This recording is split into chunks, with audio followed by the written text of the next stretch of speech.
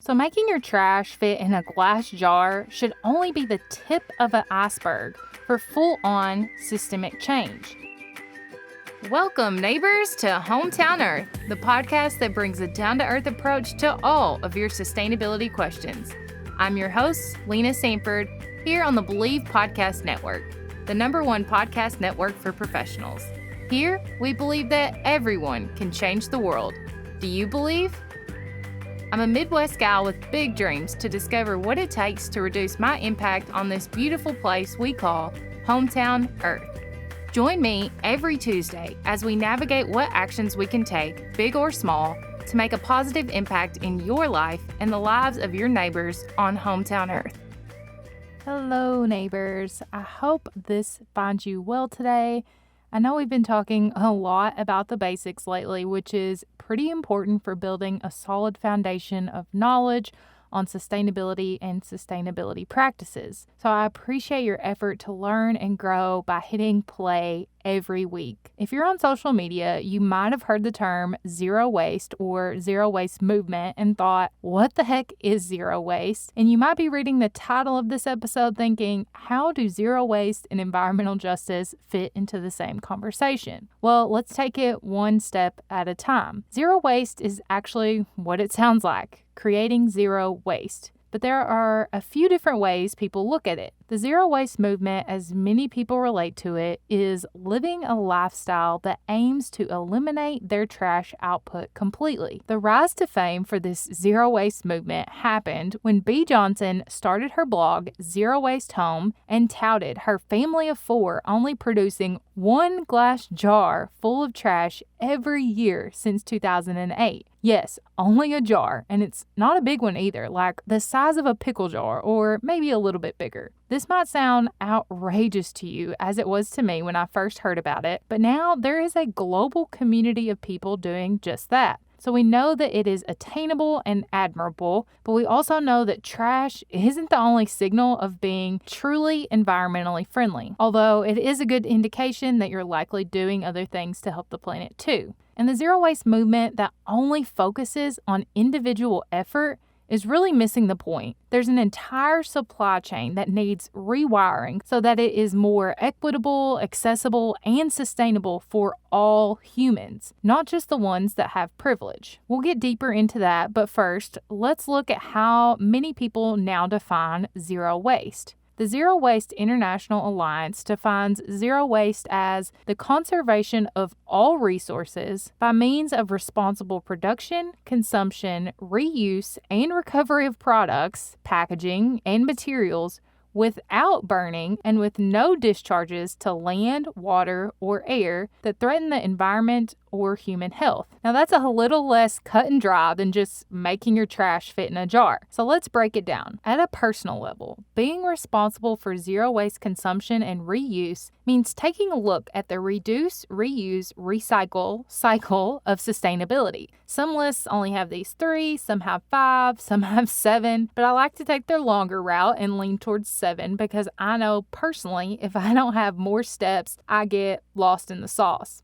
Like, you know how when you get a set of instructions on how to put something together and it's like step 1, here's your materials and tools. Step 2, put them together. And step 3, you're done. And you're left wondering 3 hours later what the heck you're supposed to do. Yeah, I know I'm not the only one that's been there. So the 7 R's of sustainability start with rethinking and end with recycling. The idea is that you start off rethinking. Do you really need it? Can you think of something that would last longer? Essentially, just being mindful about your consumption habits. Refuse comes next. Refuse to buy or accept a product if you don't need it or it involves single-use plastics. Or refusing to support companies that are harmful to the planet, yourself, or others. Then you reduce. Reduce the amount of waste you have and the amount of resources you use. The idea here is that if you consume less, you waste less. So this applies to food, energy, water, and more. These first 3 steps together, rethink, refuse, and reduce, were more of a mindset shift for me. When rethinking, do I really need it? It helped me to solidify my values and what was actually important to me. Refusing came with a sense of power and resourcefulness that I could refuse and still find a better way to make ends meet. And reducing has just taken all the fluff out of my life that I didn't realize was holding me back and creating so much waste, while giving me a sense of pride when I reduced by reusing or rotting, which is the next few R's. Reuse what you have, or you could also fit in here repair or repurpose. These two are pretty self-explanatory and are absolutely the reason why I think I need every glass jar or good box that I encounter. Reusing is about reducing the need to buy something new when you have something that could work just as well or better. For people who don't have the privilege to refuse, this is a really good step to make the most of what you have. Rot is next, and although I love what they did for alliteration's sake, rotting actually means composting, or turning your food waste into nutrient-rich soil amendment. I'm amazed by compost, as my house of 2 composted into a small 2-bin system for 9 months before having to dump it, saving an enormous amount of waste from going to the landfill. I have a full blog post up on how to compost that I will link in this week's show notes, so be sure to check it out. And finally, recycle. Recycling is admirable, and recycling absolutely keeps plastics and other items like paper and glass out of a landfill. But it comes last on this list because recycling is far from perfect. Paper and cardboard have high rates of recycling in relation to generation of it. But plastics and glass aren't as efficient. There are millions of tons of plastic and glass recycled each year, but that only makes up for 9% and 25% of the total generation of those items, respectively. This brings you back to rethinking. What else would work for me that would mean this didn't end up at a recycling stage? Where could I have reduced my consumption? This is a never-ending cycle of learning and improving as you go, not just a one-and-done situation.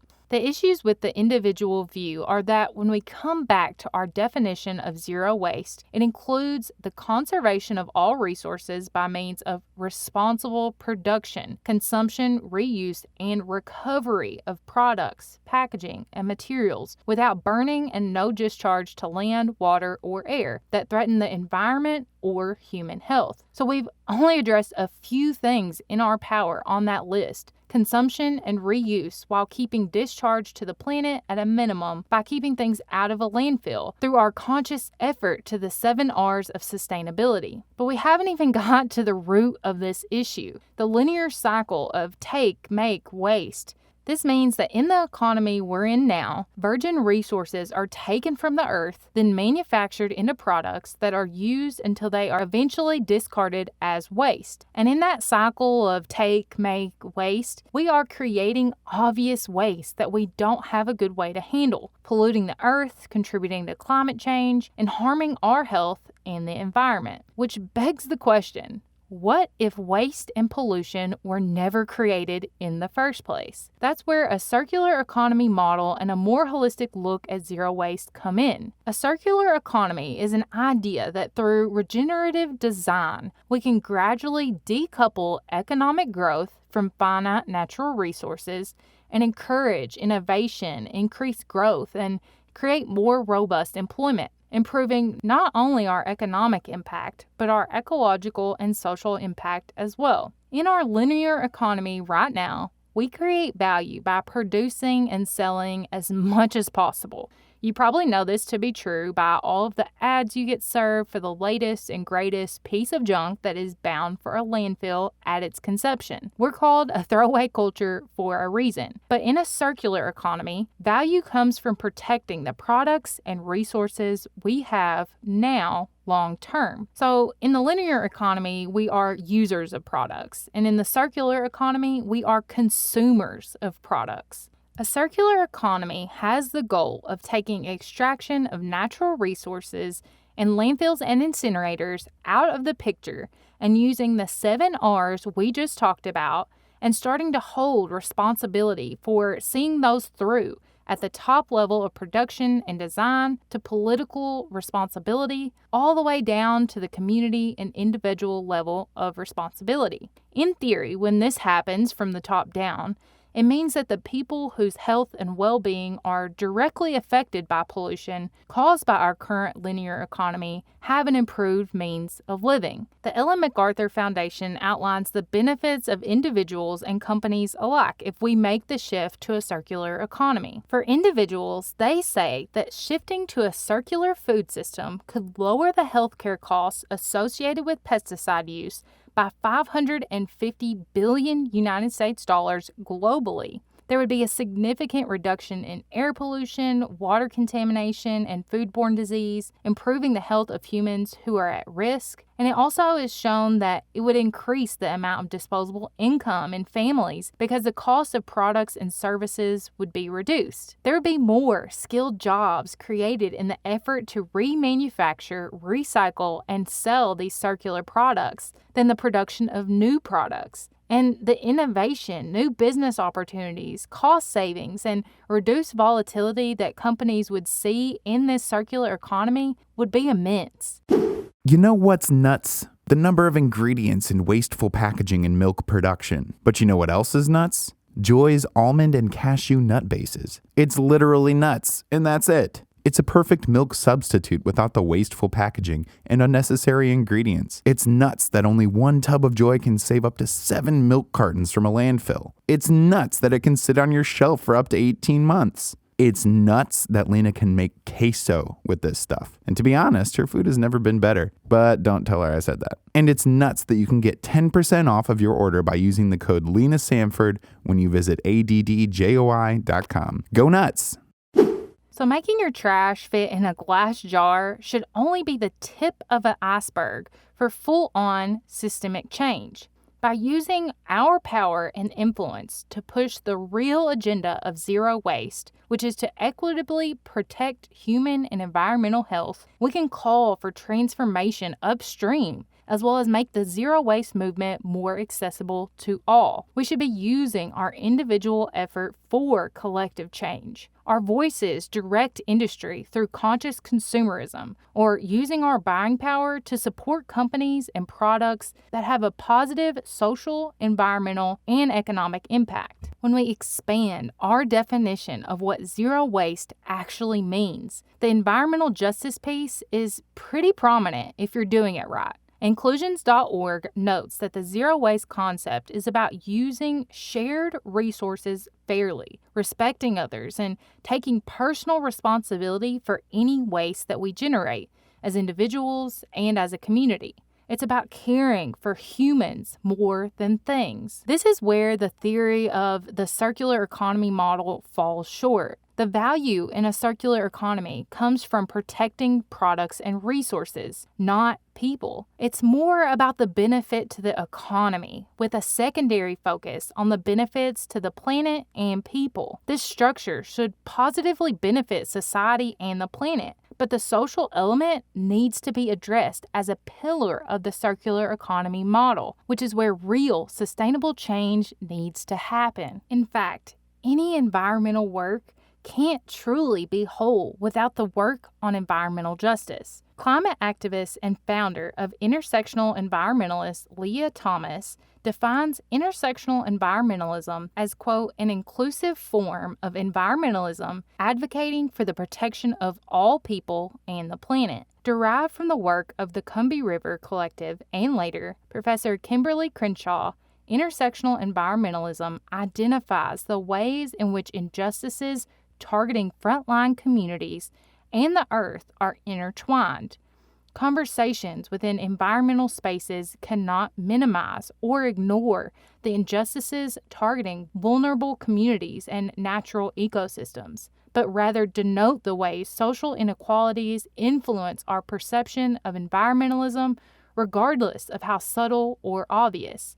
In this way, intersectional environmentalism calls for justice for people and the planet, end quote. It's easy to draw a connection between how changes in our climate and extreme weather events affect inequality through elevated exposure and vulnerability of low-income, poor, and the elderly. Take the example of Hurricane Katrina, where minority communities were most affected because of their location, lack of access to transport to evacuate, lack of insurance, and limited resources to rebuild and recover, just to name a few, which led to negative ecological changes such as invasive species and disease development, contributing to a feedback loop of more inequality. But in addition to this biosphere to inequality relationship, there's also a connection between social inequality affecting our biosphere that I'll outline from a report published in the Annual Review of Environment and Resources. It says that there are 4 pathways which inequality has had an effect on the environment through human actions